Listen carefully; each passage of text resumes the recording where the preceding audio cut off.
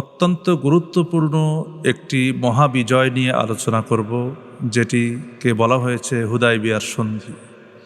হুদায়বিয়ার সন্ধির মাধ্যমে ইসলামের যে প্রচার প্রসার করার সুযোগ হয়েছিল, এবং এই সন্ধির মাধ্যমে বাহ্যত প্রেক্ষাপটে যদিও সাহাবায়ে কেরাম প্রথমে মেনে নিতে পারেননি যে এটি তো পরাজয়ের মতোই লাগছিল, কিন্তু এর মধ্যেই আল্লাহ রাব্বুল আলামিন সুস্পষ্ট বিজয় রেখে দিয়েছিলেন। সেই গুরুত্বপূর্ণ বিষয় নিয়ে আজকে আমরা কথা বলবো ইনশাআল্লাহ। নবী করিম সাল্লাল্লাহু আলাইহি ওয়াসাল্লাম ৬ষ্ঠ হিজরির জিলকাদ মাসে স্বপ্ন দেখেন যে আল্লাহর হাবিব তিনি সাহাবীদেরকে নিয়ে নির্বিঘ্নে কাবা তাওয়াফ করছেন। রাসূল করিম সাল্লাল্লাহু আলাইহি ওয়াসাল্লাম ফজরের নামাজের পরে আল্লাহর হাবিবের অভ্যাস ছিল সাহাবীদের দিকে তিনি মুখ করে বসতেন এবং সাহাবীদেরকে নসিহত করতেন। আল্লাহ পাকের পক্ষ থেকে কোনো বার্তা আসে সেটি শোনাতেন, এবং কোনো সুসংবাদ থাকলে পরে সেটিও বলতেন। রসুল কোনো স্বপ্ন দেখলে পরে সেটিও ব্যাখ্যা করতেন। সাহাবা কিরামের কোনো স্বপ্ন দেখলে পরে আল্লাহ রসুলের কাছে বলতেন, আল্লাহর হাবিব সেটার ব্যাখ্যা করতেন। এটি ছিল আল্লাহর হাবিবের চিরাচরিত অভ্যাস, বিশেষ করে ফজরের সালাতের পরে। এজন্য ফজরের সালাতের পরে সবচেয়ে উত্তম কাজ হচ্ছে কিছু তাসবিহ তাহলিল, তো সেটা আছেই। এরপরে অন্ততপক্ষে ইমাম সাহেব যদি মুসল্লিদেরকে দু একটি আয়াতে কারিমা তিলাওয়াত করে শোনান, রসুলের হাদিস থেকে শোনান, যেখান থেকে উপকারী ইলম হবে, ফায়দা হবে। এবং এরপরে আমাদের দেশে তো সাধারণত দেখা যায় যে কিছু মসজিদে আছে ফজরের নামাজের সময় সালাম ফিরিয়ে তাসবিহ তাহলিল করার সময় পর্যন্ত থাকে না, তিনি হাত তুলে মোনাজাত আরম্ভ করেন। আমি হাত তুলে মোনাজাত করার বিপক্ষে বলছি না, মূল বিষয় হচ্ছে যে অন্ততপক্ষে একটি সময় দেওয়া, তাসবিহ তাহলিল করা, যেহেতু এই সময়টা হচ্ছে ফজরের সময়টা, যেন শুরু হয় তাসবিহ তাহলিলের মাধ্যমে। তো রাসূল করিম সাল্লাল্লাহু আলাইহি ওয়াসাল্লাম তিনি স্বপ্নের বাস্তবায়ন করার জন্য সাহাবীদেরকে প্রস্তুত করেন। প্রায় ১৪০০ সাহাবী, মতান্তরে ১৫০০ সাহাবী নিয়ে ৭০টি কোরবানির জন্য উট নিয়ে কোনো যুদ্ধের প্রস্তুতি ছাড়া আল্লাহর হাবিব সকলকে শুধুমাত্র নিরাপত্তার জন্য সকলের সঙ্গে একটি করে তরবারি, এতটুকুন, এর বেশি কিছু না, এতটুকু নিয়ে আল্লাহর হাবিব ওমরা করার উদ্দেশ্যে মক্কার দিকে রওনা করেন। ইতিমধ্যে কুরাইশরা গোয়েন্দা মারফত জানতে পারে যে মুহাম্মদ সাল্লাল্লাহু আলাইহি ওয়াসাল্লাম প্রায় অসংখ্য সাহাবী নিয়ে মক্কার উদ্দেশ্যে, অর্থাৎ তাওয়াফ করার উদ্দেশ্যে, কাবা ঘরের উদ্দেশ্যে রওনা করেছেন। তো এই কথা শোনা মাত্রই তারা যুদ্ধের জন্য প্রস্তুতি নিতে আরম্ভ করে। যে তাদের ধারণা হয়েছে মুহাম্মদ সাল্লাল্লাহু আলাইহি ওয়াসাল্লাম ১৪০০ সাহাবী নিয়ে মক্কায় আসা মানেই তারা বুঝি মক্কা দখল করে নেবে। এই জন্য কোনোভাবেই মুহাম্মদ সাল্লাল্লাহু আলাইহি ওয়াসাল্লামকে মক্কায় ঢুকতে দেওয়া যাবে না, আটকাতে হবে। আর সে যদি ঢুকতে পারে তাহলে আমাদের রক্ষে থাকবে না। এটি হচ্ছে তাদের মনের চিন্তাভাবনা, এটি হচ্ছে তাদের ধারণা। তো কুরাইশরা এই জন্য খালিদ বিন ওয়ালিদ রাদিয়াল্লাহু তাআলা আনহু, তিনি তখন মুসলমান হননি। তিনি কিন্তু এই সন্ধি চলাকালীন সময়েই, এই সন্ধি হওয়ার ১ বছরের মাথাতেই তিনি ইসলাম গ্রহণ করেন। সে কুরাইশদের পক্ষ থেকে মুসলিম বাহিনীর উপরে আক্রমণ করার জন্য ২০০ জন অশ্বারোহী নিয়ে সে মুসলমানদের পথ আটকানোর জন্য সে রওনা করে।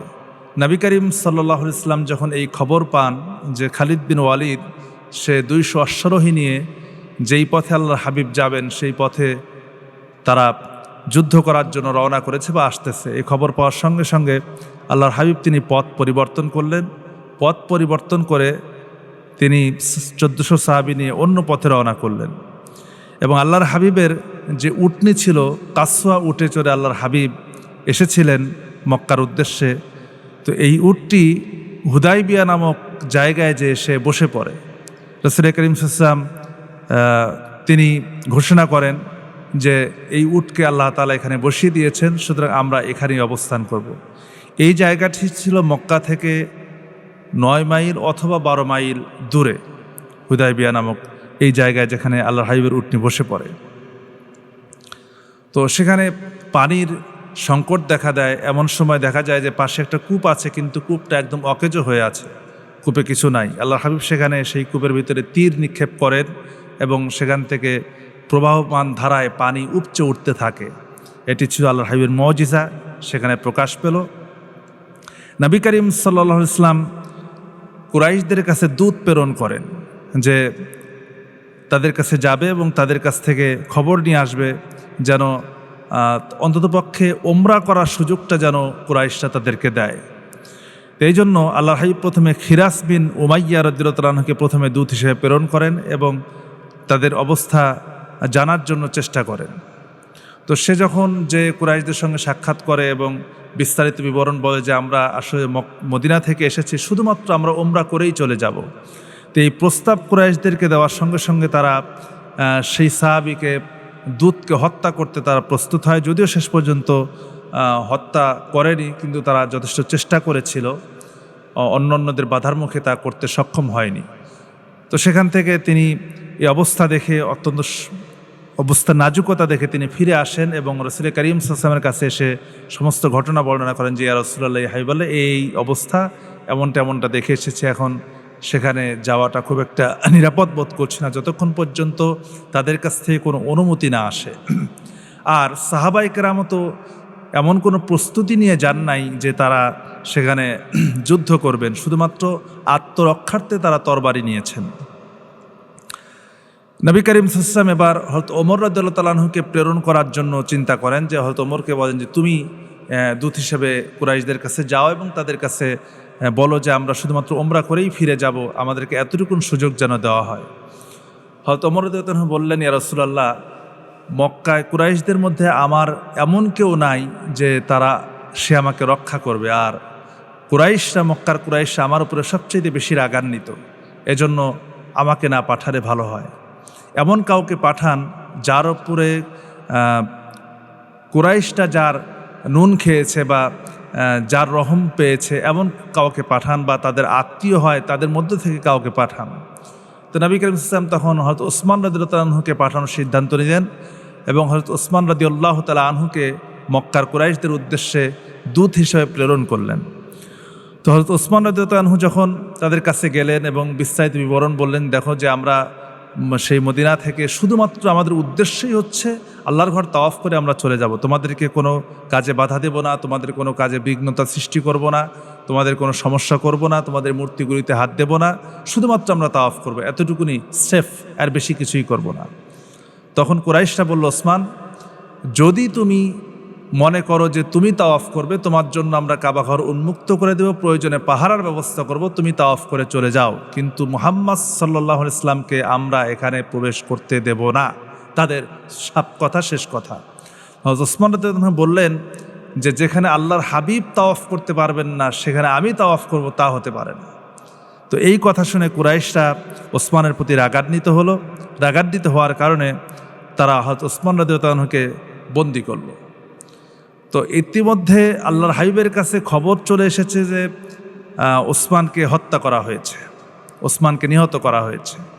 নবী করিম সাল্লাল্লাহু আলাইহি ওয়াসাল্লাম এ খবর পেয়ে অত্যন্ত মর্মাহত হলেন এবং তিনি তখন যুদ্ধের জন্য, যদিও যুদ্ধের কোনো প্রস্তুতি নাই, তিনি ওসমান হত্যার প্রতিশোধ না নেওয়া পর্যন্ত আমরা কেউ মদিনায় ফিরে যাব না, এই মর্মে তিনি বায়াত গ্রহণ করলেন। সাহাবায়ে কেরাম স্বতঃস্ফূর্তভাবে বায়াত গ্রহণ করলেন এবং প্রত্যেক সাহাবীর মনের বাসনা এটাই ছিল, যদি আমরা একজনও ফিরে না যাই, তবুও ওসমান হত্যার প্রতিশোধ না নিয়ে আমরা এখান থেকে ফিরে যাব না, প্রয়োজনে যুদ্ধ করব।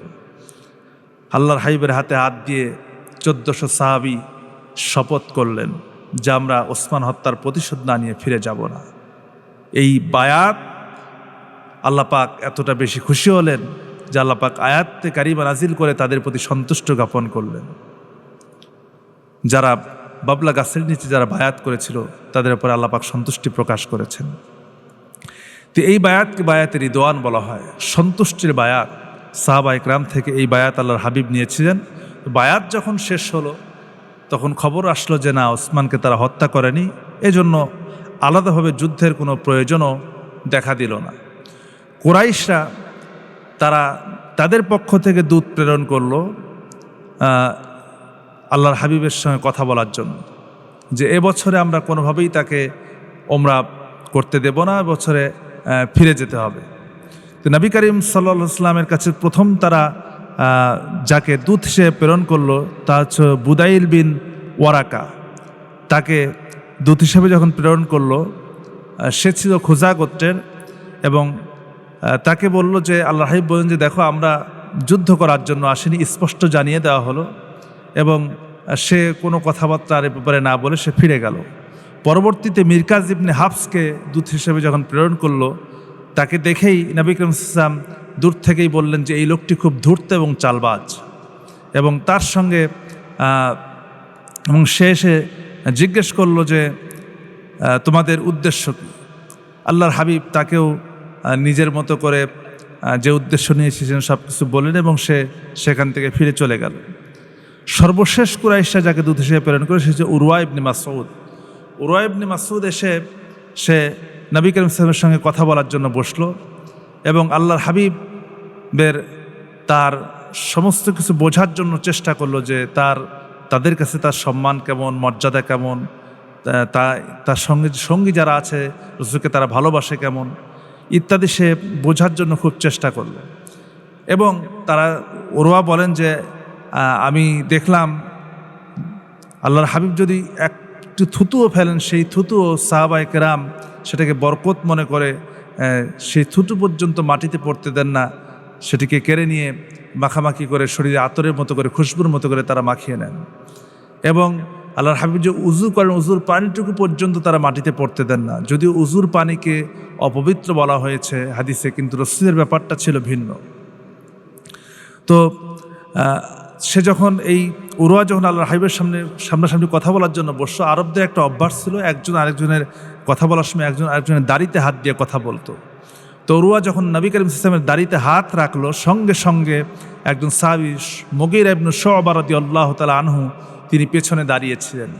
সে সঙ্গে সঙ্গে তরবারি উঁচু করে বলল, জাহান্নামের নিকৃষ্টকীট নরাধম, রাসূলের দাড়ি মোবারক থেকে তোর হাতটা সরিয়ে নে। তো সে তখন এ কথা শুনে আল্লাহর হাবিব মুস্কি হাসলেন, এবং রাসূল কোনো কথা বললেন না। তখন সে বলল, ওই উরওয়া বলল যে এই লোকটাকে, তিনি বললেন এ হলো তোমার ভাতিজা মুগীরা ইবনে শুআবা।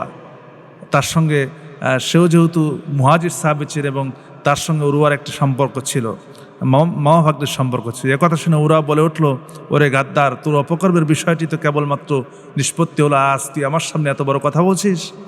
তো নবী করিম সাল্লাল্লাহু আলাইহি ওয়াসাল্লামকে তারা এতটা বেশি সাহাবায়ে কেরামে তার সঙ্গীদেরকে এতটা বেশি সময় করা দেখে উরওয়া ফিরে গেল, এবং যে কুরাইশদেরকে বলল যে দেখো, যে আমি বিভিন্ন রাজদরবারে গিয়েছি, কায়সারে গিয়েছি, কিসরা গিয়েছি, রোমে গিয়েছি, পারস্যে গিয়েছি, কিন্তু কোনো বাদশার তার শাগরেদদেরকে, তার বাদশাকে এত ভালোবাসতে দেখিনি। মুহাম্মদ সাল্লাল্লাহু আলাইহি ওয়াসাল্লামের সঙ্গীদেরকে তারা তাদেরকে যেভাবে ভালোবাসেন, যেভাবে আগলে রাখেন, আমার কাছে মনে হয়েছে যে তার জন্য 1400 জন সাহাবী যে তার সঙ্গে এসেছে সকলেই তার জন্য জীবন পর্যন্ত দিয়ে দিতে পারে। তারা রাসূলকে এতটা বেশি ভালোবাসেন, এতটা মহাব্বত করেন। আর রাসূলকে মহাব্বত, প্রকৃত ভালোবাসা নমুনা একমাত্র সাহাবায়ে কেরামই দেখিয়েছেন, যে আল্লাহর হাবিবকে সামান্যতম কষ্ট পেতেও দেননি। আর আল্লাহর হাবিবের মর্যাদা তো আল্লাহ তাআলা সেভাবেই দিয়েছেন। ঘরে আল্লাহ তাআলা মুমিনদেরকে বলেছেন যে তোমরা অন্যদেরকে যেভাবে ডাকাডাকি করো, তোমার বন্ধুদেরকে, তোমার ভাইদেরকে যেভাবে করে ডাকাডাকি করো, আমার রাসূলকে সেভাবে করে ডাকাডাকি করো না। সাধারণ মানুষের মতো করে ডাকতেও নিষেধ করেছেন। তো সেখানে আল্লাহ রাসূলকে এই সম্মান আল্লাহ তাআলা দান করেছেন। তো সে যখন ফিরে গেল, ফিরে যাওয়ার পরে পরবর্তী সময়ে কুরাইশরা দেখলো যে না, এখন আমাদের তো তাদের সঙ্গে যদি আমরা যুদ্ধ করতে যাই তাহলে আমরা পেরে উঠব না।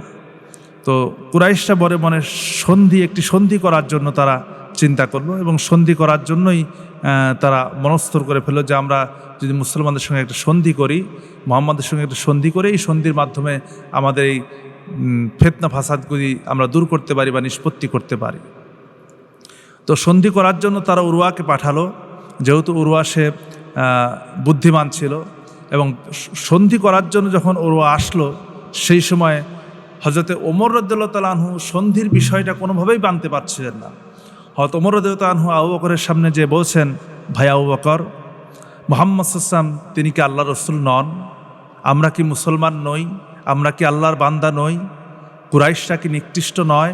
তাহলে কেন আমরা তাদের সঙ্গে সন্ধি করব? এমনকি আবু বকরের সঙ্গে কথা বলার পর রাসূলের সামনে এসে বলছেন, ইয়া রাসূলুল্লাহ, আপনি কি সত্যি সত্যি আল্লাহর রাসূল নন? আমরা কি আপনার হাতে হাত দিয়ে কালিমা পড়িনি, মুসলমান হইনি? আল্লাহ কি আমাদের রক্ষক নন? আল্লাহ কি আমাদের সাহায্যকারী নন? ওই মুশরিকরা কি অপবিত্র নয়? তাহলে আমরা কেন এখান থেকে তাদের সঙ্গে সন্ধি করব? প্রয়োজনটা কি? হয়তো মনোদয় তখন বলেন যে আমি সেদিন এতটাই আবেগ আপ্লুত হয়ে পড়েছি রাসূলের সামনে কথা বলার কারণে, পরবর্তীতে আমি অনেক বেশি আল্লাহর কাছে কান্নাকাটি করেছি, নফল নামাজ পড়েছি, আল্লাহর কাছে ক্ষমা চেয়েছি, যেন আল্লাহ তাআলা আমার সেদিনের এই কথাগুলিকে যেন ক্ষমা করে দেন। তো আসলো সন্ধি জন্য সন্ধিপত্র লেখা শুরু হলো।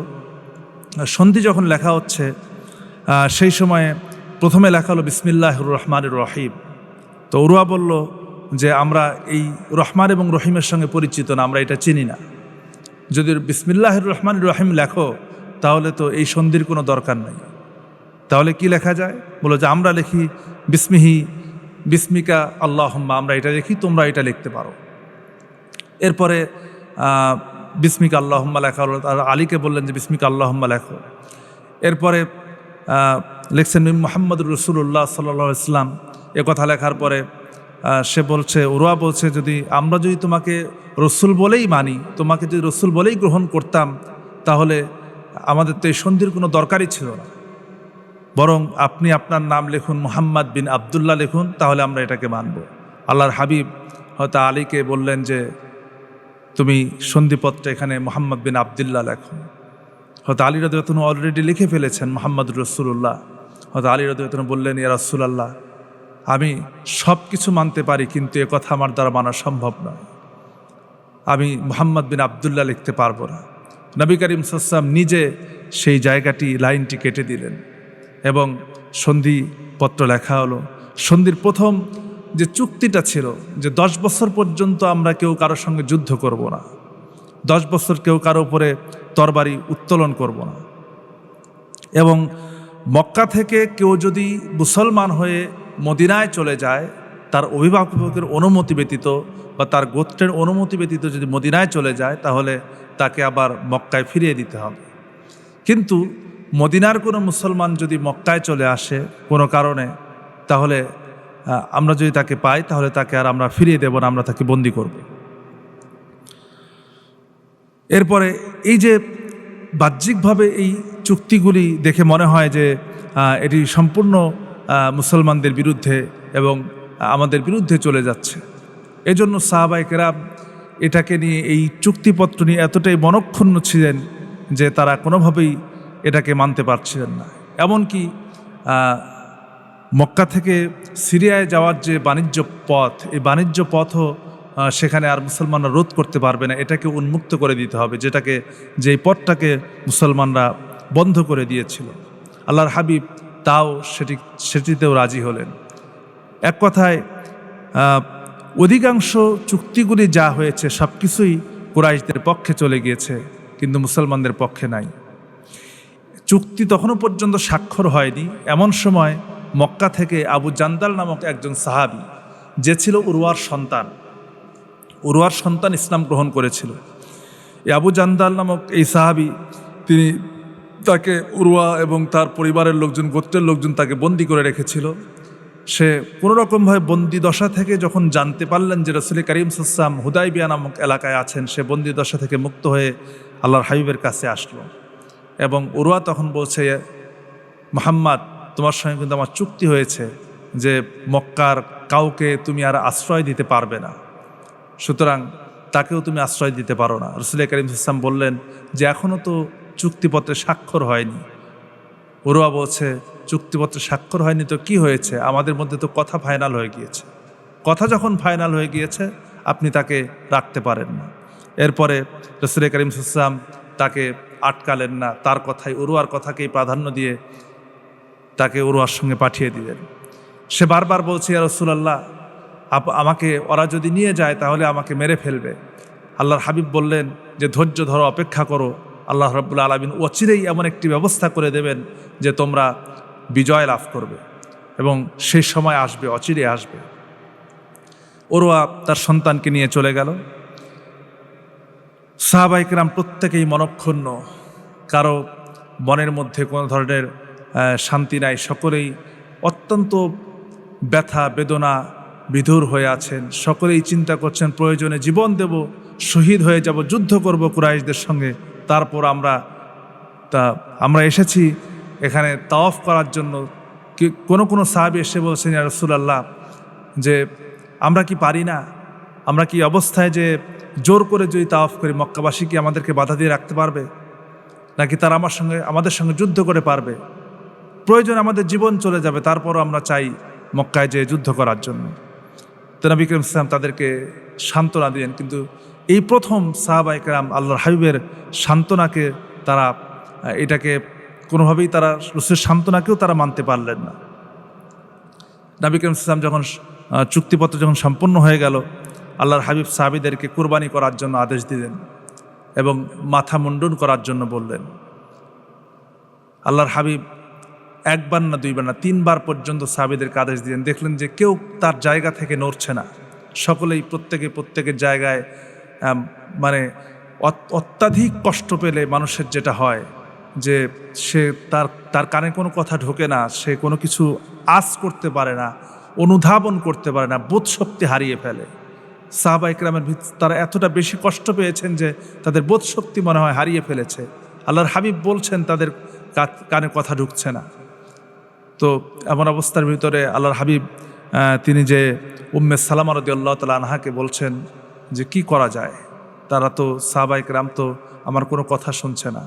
উম্মে সালামা বললেন, ইয়া রাসূলুল্লাহ, আপনি তাদেরকে না বলে আপনি নিজে আপনার উটটাকে তাদের কাছাকাছি যে আপনার উটকে আপনি জবাহ করে ফেলুন এবং আপনার মাথা মুন্ডন করুন, দেখবেন সাহাবায়ে কেরামও তারাও তাদের মাথা মুন্ডন করছে। তো আল্লাহর হাবিব তাই করলেন। তিনি তার যে উটটা ছিল সেটাকে তিনি জবাহ করলেন এবং তিনি তার মাথা মুন্ডন করে সাহাবীদের সামনে যখন আসলেন, সাহাবায়ে কেরাম এটা দেখার পরে তারা তাদের যে উটগুলো ছিল তারা জবাহ করলো এবং তারা সকলেই মাথা মুন্ডন করে আল্লাহর হাবিবের সামনে আসলো। নবী করিম সাল্লাল্লাহু আলাইহি ওয়াসাল্লাম মাথা মুন্ডনকারীদের জন্য বরকতের দোয়া করলেন, রহমতের দোয়া করলেন যে প্রত্যেক মাথা মুন্ডনকারীর উপর আল্লাহ তুমি রহম করো।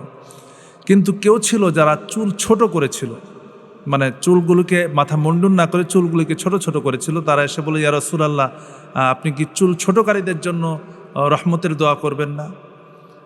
আল্লাহর হাবিব তখনও মাথা মুন্ডনকারীদের জন্য রহমতের দোয়া করলেন। তারা আবার দ্বিতীয়বারে বলল, আপনি কি চুল ছোটকারীদের জন্য আপনি রহমতের দোয়া করবেন না?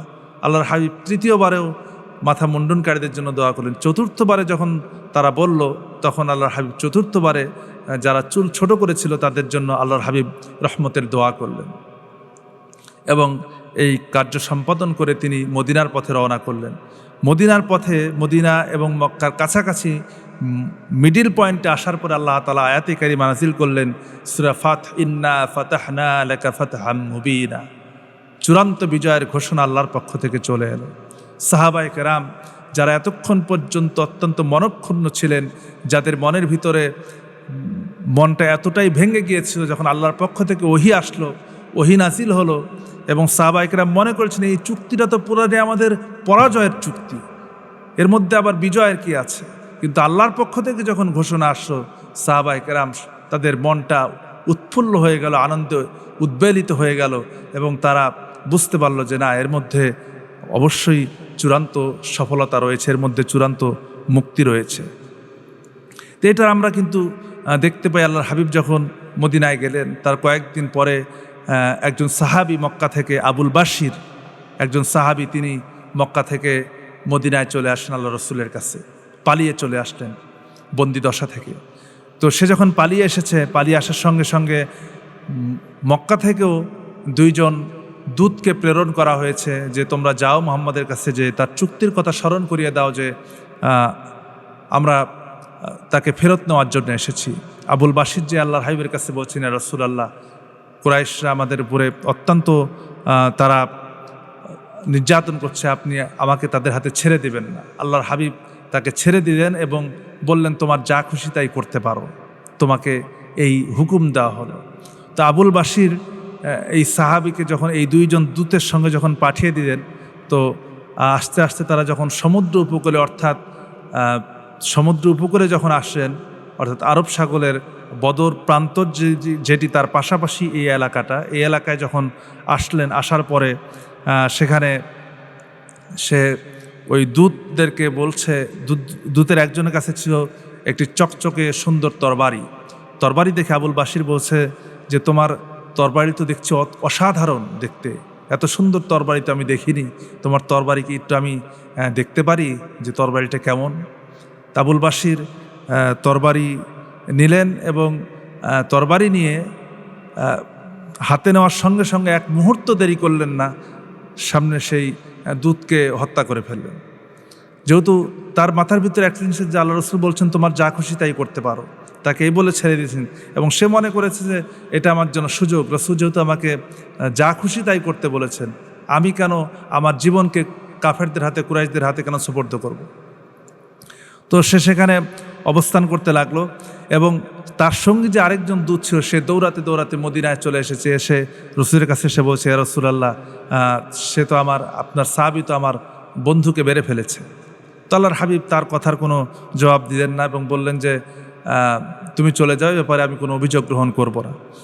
আবুল বাশির সে কিন্তু সেই সমুদ্র উপকূলে, অর্থাৎ কুরাইশদের বাণিজ্য কাফেলা কিন্তু এই রাস্তাতেই চলতো এবং তিনি সেখানে বসতি স্থাপন করে ছোট্ট একটা ঘর বানালেন এবং সে সবসময় ওত পেতে থাকতো। কুরাইশদের কাউকে পেলে পরেই, কোনো কথা নাই, তরবারি নিয়ে সবসময় ওত পেতে থাকতো, তাকে পেলে পরেই হত্যা করত।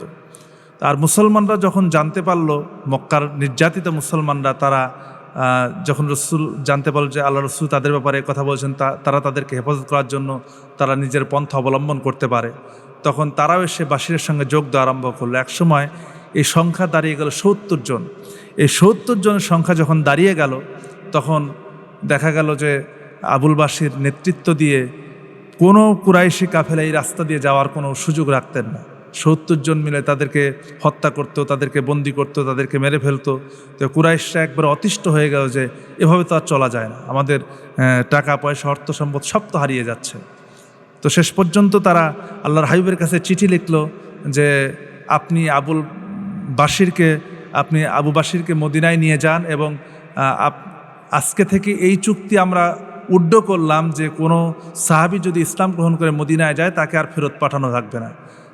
কুরাইশটা কিন্তু বাধ্য হয়ে চুক্তি উড্ড করতে বাধ্য হলো এবং পরবর্তী সময় আল্লাহ রাব্বুল আলামিন এই সন্ধি চলাকালীন সময় দেখা যায় সে সময়ে খালিদ বিন ওয়ালিদ রাদিয়াল্লাহু তাআলা আনহু মতো সাহাবী, যাকে আল্লাহ রাব্বুল আলামিনের পক্ষ থেকে সাইফুল্লাহ উপাধি দেওয়া হয়েছে, আল্লাহ রাসূল তাকে সাইফুল্লাহ উপাধি দিয়েছেন, আল্লাহর তরবারি বলেছেন, এবং এইরকম একজন সাহাবী সেই সময় ইসলাম গ্রহণ করেন। এবং এই সন্ধি চলাকালীন সময় যেহেতু যুদ্ধ হওয়ার সম্ভাবনা নাই, মদিনার দক্ষিণ দিকের রাস্তা হচ্ছে কুরাইশদের আর মক্কা থেকে মদিনায় আক্রমণ করার যে রাস্তাটা, এই রাস্তাটি নিরাপদ হয়ে গেল মুসলমানদের জন্য, যে আর কোনো আক্রমণের দিক থেকে হবে না বা আক্রান্ত হওয়ার সম্ভাবনা নাই, যেহেতু 10 বছরের জন্য যুদ্ধবিরতি। এতে দেখা গেল মুসলমানরা চতুর্দিক থেকে ইসলাম গ্রহণ করতে লাগলো এবং মক্কার মুসলমানরা যখন আবার সুযোগ পেয়ে গেল মদিনায় যাওয়ার জন্য, তখন তারাও ইসলাম গ্রহণ করে মদিনায় যেতে আরম্ভ করলো এবং মক্কাতেও প্রচুর পরিমাণে ইসলামের দাওয়াত ছড়িয়ে পড়তে লাগলো। বরং এই সন্ধির মাধ্যমে দেখা গেল যে মাত্র 2 বছরের ব্যবধানে, মাত্র 6 হিজরিতে হুদায়বিয়ার সন্ধি হয়েছে, মাত্র 2 বছরের ব্যবধানে যেখানে 1400 সাহাবী ছিল সেখানে 10,000 সাহাবীতে রূপান্তর হয়ে গেল। এই হচ্ছে আল্লাহ পাক এই সন্ধির মাধ্যমে এইভাবে মুসলমানদেরকে অগ্রগতি দান করেছে, উন্নতি দান করেছেন, বিজয় দান করেছেন। তো আমরা বাহ্য তো অনেক সময় মনে হয় যে এটা পরাজয়, কিন্তু সেটি আল্লাহর পক্ষ থেকে কোনো ফায়সালা হয়ে যায়, কিন্তু সেটাকে আমরা মনক্ষুণ্ণ হই বা ভেঙে পড়ি, কিন্তু দেখা যায় না আল্লাহ তাআলা পরবর্তীতে ধৈর্য ধারণ করলে পারে, এর উপরে প্রতিষ্ঠিত থাকতে পারে, আল্লাহ পাক পরবর্তীতে এর মাধ্যমে আরও কল্যাণ দান করেন, উপকার দান করেন এবং এটার দ্বারা পরবর্তীতে ভালো কিছু হয়। বরং আল্লাহ পাক যেটা করেন, ফায়সালা করেন, সেটির মধ্যেই কল্যাণ রয়েছে। এই চিন্তা করেই আমাদের চলা উচিত, আল্লাহর ফায়সালার উপরে সন্তুষ্ট থাকা উচিত। আল্লাহ রাব্বুল আলামিন আমাদেরকে এখান থেকে শিক্ষা গ্রহণ করার এবং বোঝার তৌফিক দান করুক। আল্লাহুম্মা আমিন। ওয়া আখিরু দাওয়ানা আলহামদুলিল্লাহি রাব্বিল আলামিন। আসসালামু আলাইকুম ওয়া রাহমাতুল্লাহ।